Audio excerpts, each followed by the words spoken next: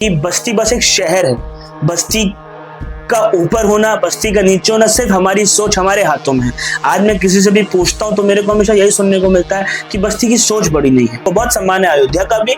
मैं बहुत गर्व से मुंबई में बोलकर आया था एनसीपीए में कि मैं राम जी का पड़ोसी हूँ, लेकिन मैं चाहता हूँ कि जब मैं बस्ती बोलूँ तो सामने वाले को भले बस्ती मालूम ना हो, पर वो मेरे को बस्ती का सोच के अपनी आंखें ना झुकाए। सर, आपका बहुत बहुत स्वागत है। शुक्रिया। आर्यन अरोड़ा जी, अब आप परिचय के मोहताज नहीं रहे, क्योंकि हर चेहरा अपने आप में एक कहानी होती है। आप एक कवि हैं और मैं आपकी बाल्यकाल अवस्था को जानना चाहूँगा। तो मैं आपको बताऊं कि मेरा पूरा बचपन, मेरी पढ़ाई सब बस्ती में ही गुजरा है। मैं शुरू किया तब मैं अपनी मम्मी के स्कूल में था, सत्यम सुंदरम प्ले ग्रुप। फिर वहाँ से मैं सेंट जोसेफ में क्लास 5 तक पढ़ाई किया। फिर वहाँ से मैं बेसिल्स में अपनी, वहाँ से मैंने 10th और 12th करी।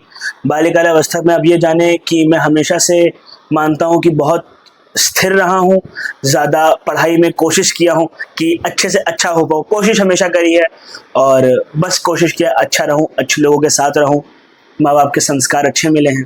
बस कोशिश करता रहा हूँ कि अच्छा समाज के लिए एक अच्छा इंसान बन के दिखा। शिक्षा दीक्षा के बारे में मैं जानना चाहूँगा। कहाँ से आपने पढ़ाई की, क्या किया आपने अपने जीवन में? मैं क्लास 5 तक जोसेफ तक था। फिर मैंने 10th मैंने यहाँ से पास करी। फिर मैंने कॉमर्स लिया और 12th भी मैंने यहाँ से पास करी। फिर मैं दिल्ली यूनिवर्सिटी से मैंने अपना कॉलेज किया, जहाँ से मैंने बीकॉम किया। फिलहाल मैं अभी अपने पिताजी के साथ बिजनेस में उनका हाथ बटा रहा हूँ और साथ ही साथ सरस्वती माता का जो देन है, पूरी कोशिश करता हूँ कि उसको खुल के जीऊँ, खुल के निभाऊँ और काव्य पाठ चलता रहे। इस क्षेत्र में कैसे आना हुआ आपका, क्योंकि अब लगातार सोशल मीडिया प्लेटफॉर्म पर आपके फॉलोअर्स बढ़ते जा रहे हैं और लोग आपको फॉलो भी कर रहे हैं, आपकी कविताओं को लिख रहे हैं। इस क्षेत्र में आपका रुझान लगातार आप इधर देखने को मिल पा रहा है सोशल मीडिया के माध्यम से। कैसे आना हुआ इस क्षेत्र में?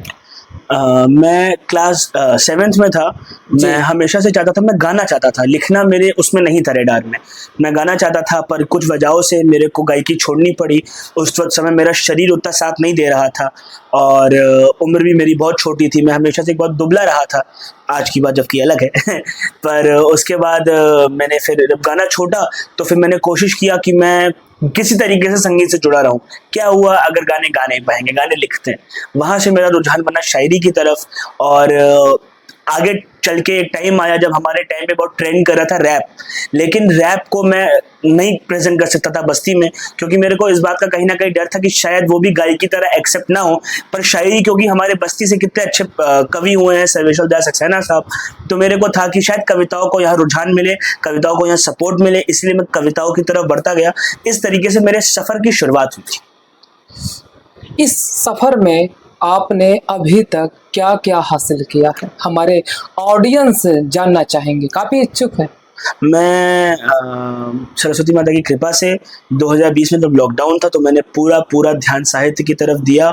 आज 14 रिकॉर्ड्स हैं लिटरेचर फील्ड में, साहित्य में 14 रिकॉर्ड्स हैं और एशिया रिकॉर्ड 2 बार है। एक बार उसमें से ये भी है कि 20 भाषाओं में मैंने एक गाना किया था लाइव, जो स्पॉटिफाई पे आपको मिल जाएगा। और उसके लिए मेरे को बस्ती की डीएम साहिबा सौम्य अग्रवाल जी से प्रशस्ति पत्र भी मिला था।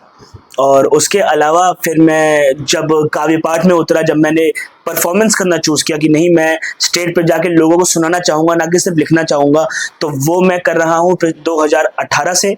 पहले मैं लखनऊ जाया करता था इस सफ़र में। अब हालांकि मैं बस्ती में रहता हूँ, जहाँ बुलावा आता है जाता हूँ, या जहाँ मेरा मन करता है जाता हूँ।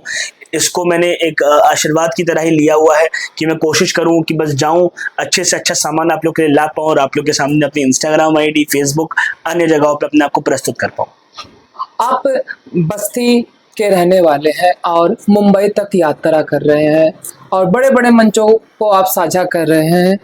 कैसा लगता है आपको? क्या आपने कभी ये सोचा था पढ़ाई की उम्र में कि हम यहाँ तक मैं जा पाऊंगा? क्योंकि बस्ती कहीं ना कहीं हर मामले में पीछे है और ऐसे में आप बस्ती से निखर कर उन मंचों पर जा पा रहे हैं। शायद बहुत लोगों के लिए ये चीज़ सपना रहता है। मैंने इसको आप माने हमेशा से ऐसे माना है कि दो चीज़ें हैं, एक है बस्ती और एक है बस्ती वाले। बस्ती वालों को कभी इस चीज़ का एहसास नहीं होना चाहिए कि वो बस्ती में है। सपने सिर्फ इस हिसाब से नहीं देखने चाहिए कि हम बस्ती में हैं। हम हमेशा बस्ती से आगे जा सकते हैं। मैंने जब लखनऊ जाना शुरू किया, मेरे को मेरे माता पिता का बहुत सपोर्ट था कि मैं बस्ती से लखनऊ 100 बार, सिर्फ 5 मिनट परफॉर्म करने के लिए मैं 100 से ज़्यादा बार बस्ती से लखनऊ बस से गया हूँ, बस से आया हूँ। क्यों? क्योंकि मेरे अंदर का रुझान था। मैंने एक निश्चय किया हुआ था कि मेरे को मेरे सपनों तक पहुंचने के लिए सिर्फ ये बात नहीं रोकेगी कि मैं बस्ती शहर का हूँ। और मेरे को कभी कहने में शर्म नहीं आई। आप कोई अभी भी मेरे YouTube वीडियो देखेंगे, मैं गर्व से कहता हूँ हमेशा कि मेरा नाम आर्यांश अरोड़ा है, मैं बस्ती उत्तर प्रदेश का निवासी हूँ। ये मैंने लखनऊ में कहा, जब पिछले 1.25 साल में दिल्ली में रहा, दिल्ली में 200 से ज़्यादा परफॉर्मेंस करी, मैंने वहाँ पे भी हमेशा ये कहा। जब मैं मुंबई में हैबिटेट, जो मुंबई का सबसे प्रसिद्ध और अभी भारत में सबसे ज़्यादा फेमस स्टेज है, वहाँ पे भी जब मैं परफॉर्म किया तो वहाँ पे भी मैंने गर्व से कहा था कि मेरा नाम आर्यांश अरोड़ा है, मैं बस्ती उत्तर प्रदेश का निवासी हूँ। तो हमें ये बात कभी नहीं रोकी मुझे कि मैं बस्ती का हूँ इसीलिए मैं ये करूँ या शायद या ना करूँ, या मुझे प्यार मिले या ना मिले। मेरे को मेरे ख्वाब तक पहुँचना था, मुझे मंजिल दिखाई दे रही थी, मुझे रास्ता मालूम था। बस ये सोचूं कि मैं बस्ती का हूँ तो मेरे को वो नहीं था कि मैं ये रखूं। और मैं हमेशा से जब मैं इस सफ़र पे हूँ तो मैं औरों को भी देखता हूँ, मेरे भाई बंधु हैं जो बस्ती से हैं, जो बाहर जाके बोलते हैं कि नहीं हम बस्ती से हैं, और वो सामने वाला बोलता है बस्ती कहाँ है, तो बोलते नहीं गोंडा के पास या गोरखपुर के पास। मैंने कभी नहीं बोला। मेरा हमेशा से ये रहा है कि आओ कुछ ऐसा करें, बस्ती को बस्ती कहें, आओ कुछ ऐसा करें, बस्ती को बस्ती कहें, ये ना कहना पड़े वो शहर जो गोरखपुर के पास है। हर कोई अपने नाम से अपनी पहचान बनाना चाहता है और लोग ये भी सोचते हैं कि मैं जहाँ रहूं मेरे नाम से पहचाना जाए, लेकिन ऐसे में आप बस्ती को टारगेट लेकर चल रहे हैं, बस्ती से आप अपनी पहचान बना रहे हैं। आखिर ऐसा क्यों? क्या उद्देश्य है, क्या लक्ष्य है, क्या सोचते हैं, इतना बस्ती के बारे में क्यों सोचते हैं? क्योंकि हर कोई बस्ती से निकलकर, बस्ती पढ़ लिख कर लोग बाहर निकल जाते हैं। आखिर आप ऐसा क्यों कर रहे हैं? क्योंकि मैं ये चाहता हूँ कि जो भी बस्ती में रहता है या जो भी आपके चैनल के माध्यम से मुझे देखेगा, वो ये बात जाने कि बस्ती बस एक शहर है। बस्ती का ऊपर होना, बस्ती का नीचे होना सिर्फ हमारी सोच, हमारे हाथों में है। आज मैं किसी से भी पूछता हूँ तो मेरे को हमेशा यही सुनने को मिलता है कि बस्ती की सोच बड़ी नहीं है। बस्ती शहर कितना बड़ा है ये भी लोगों को आज तक मालूम नहीं है, बस्ती किसी ने पूरा नहीं घूमा होगा।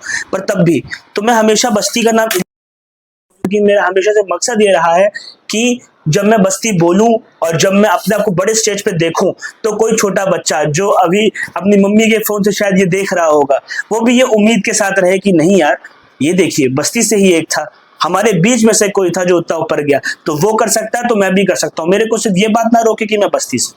चलिए ठीक है, बहुत अच्छा लगा आपसे बात करके। अब मैं चाहूंगा कि आप हमारे ऑडियंस को अपनी कविताओं के माध्यम से उनका हौसला बढ़ाएं। क्या आपने लिखा है अभी तक बस्ती के बारे में? मैंने बस्ती के बारे में ऐसे लिखा था कि मैं कर सकता हूँ मेहनत, मुझे पूरा प्रयास, मैं कर सकता हूँ मेहनत, मुझे पूरा विश्वास है, अपने शहर को वो सम्मान दिलाने का पूरा प्रयास है। शहर छोटा है पर कलाकार बड़े बड़े हैं, भले शहर को मुझे नहीं, मुझे शहर से आस है। बुरा क्यों लगता है जब कोई कहे बताओ तुम्हारे शहर में क्या खास है, अरे जिन्हें ईश्वर द्वारा प्राप्त हुआ ज्ञान, वो महान ऋषि वशिष्ठ का यहाँ निवास है। धीरे धीरे बढ़ रहा है मेरा शहर, अभी तो उन्नति की तरफ सिर्फ किया आगाज है, और आओ कुछ ऐसा करें बस्ती को बस्ती कहें, आओ कुछ ऐसा करें बस्ती को बस्ती कहें, ये ना कहना पड़े वो शहर जो गोरखपुर के पास है। कितना समय लगा इस कविता को लिखने में? इस कविता को लिखने में मेरे को ईमानदारी बताओ कुछ भी समय नहीं लगा, क्योंकि ये मेरी जीती जागती भावनाओं पर है। मैं और कविताओं को लिखने में लगाता हूँ समय, महीने लगते हैं, कभी कभी आधे 6 महीने लग जाते हैं। ये कविता मेरे शायद 5 मिनट में हुई होगी, क्योंकि ये वो बात है जिसने अक्सर मेरे दिल को ठेस पहुंचाई है कि मैं ये नहीं बोलना चाहता कि मैं गोरखपुर की, मेरे को बहुत सम्मान है गोरखपुर का भी, मेरे को बहुत सम्मान है अयोध्या का भी।